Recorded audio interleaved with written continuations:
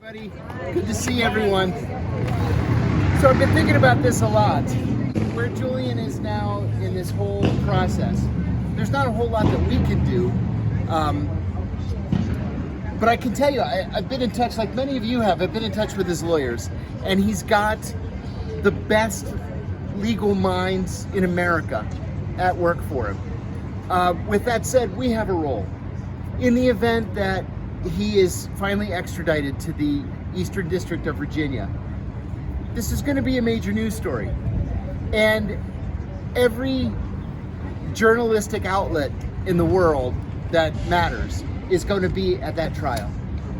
And because they're going to be there, we have to be there too. Not just to show support for Julian, that goes without saying, but to make sure that every one of those journalists knows where we stand on this issue.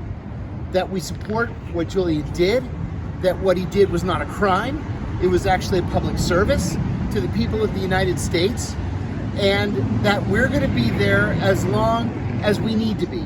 We'll be there as long as he is there to show our support. I've heard weak-kneed journalists in the last few weeks saying, oh, well, I'm not writing about this because Julian Assange isn't a journalist, he's an activist. It doesn't make any difference what he is.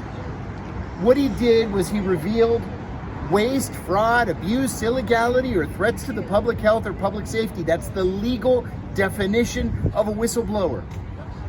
And remember, and forgive me if I repeat myself, which I do all the time, I repeat myself, but it is illegal in this country to classify a criminal act. Just because the Pentagon or the CIA says something is classified does not make it so. And if it's an illegal act, by law, it cannot be classified. And so this is a political case more than anything else. We have to make sure that the American people understand that it's a political case. And we have to be there to fight for him and for his freedom every day that he's in that building. Infiltrate groups opposing Brexit. This cabal that we have exposed at the gray zone sought to spy on and disrupt the Prime Minister Theresa May's top Brexit negotiator. Shadowy billionaires funded this effort in total secret. And former MI6 chief Richard Dearlove claimed credit for not only influencing the Brexit vote and the outcome of Brexit, but Boris Johnson's policy on the Chinese telecom provider Huawei. And now the cabal appears to be turning on Boris Johnson, according to the massive tranche of emails that we have obtained. A tranche of emails that in another era, when Julian Assange was free, might have appeared at WikiLeaks.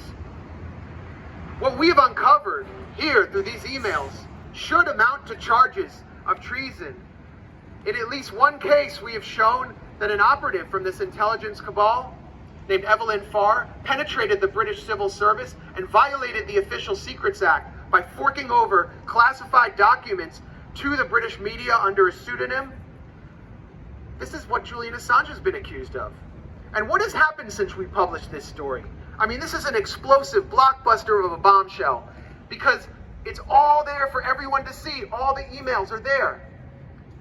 Nothing. Total silence from the British media. High crimes, treason, violations of the Official Secrets Act. Everything that Julian Assange is being accused of, but it's being done by MI6 linked operatives, and the British media doesn't want any of it. Craig Murray, our friend Craig Murray, says this is once in a generation reporting, but this is reporting that we will continue to publish, and we will show that Priti Patel is not suitable to rule on the extradition of Julian Assange because Priti Patel is being controlled by the national security state that Julian Assange helped expose at WikiLeaks. And we need your help to get this story out there. We need to expect Julian Assange in our community. Without hesitation, Julian Assange is a political prisoner.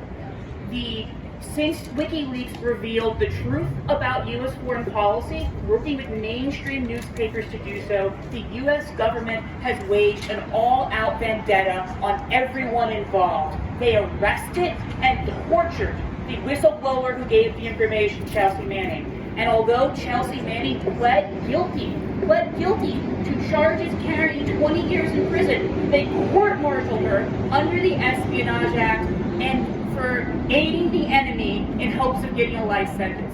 Chelsea Manning has did more time in prison than anyone else ever has for giving information to the news media. The FBI got in the case after the DOD asked them to. They pushed the DOJ to file charges. They illegally entered the nation of Iceland under false pretenses.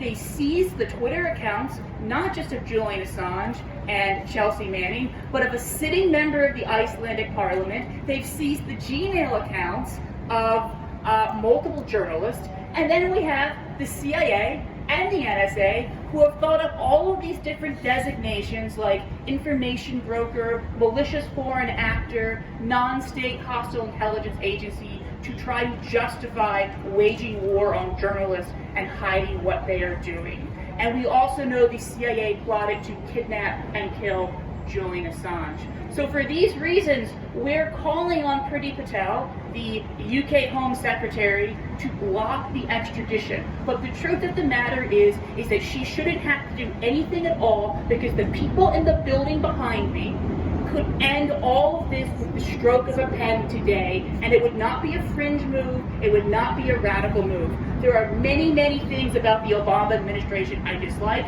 the escalation of the terrorist drone wars, the extrajudicial execution of a U.S. citizen, the use of the Espionage Act to go after whistleblowers, but both Obama and Holder balked at the idea of prosecuting Julian Assange because they knew it would set a precedent that could be used against journalists broadly. The intelligence agencies were so furious about this that we know the FBI and the CIA requested a personal meeting with Barack Obama to try to get him to sign off on their plans to go after Julian Assange.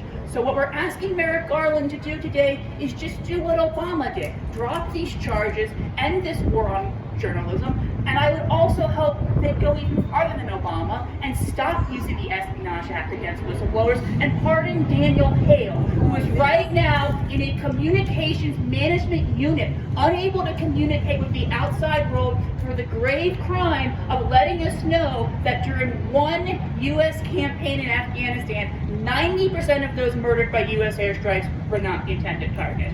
Free Daniel Hale, free Julian Assange, end the war on journalism and whistleblowers. Yes. Thank you very much.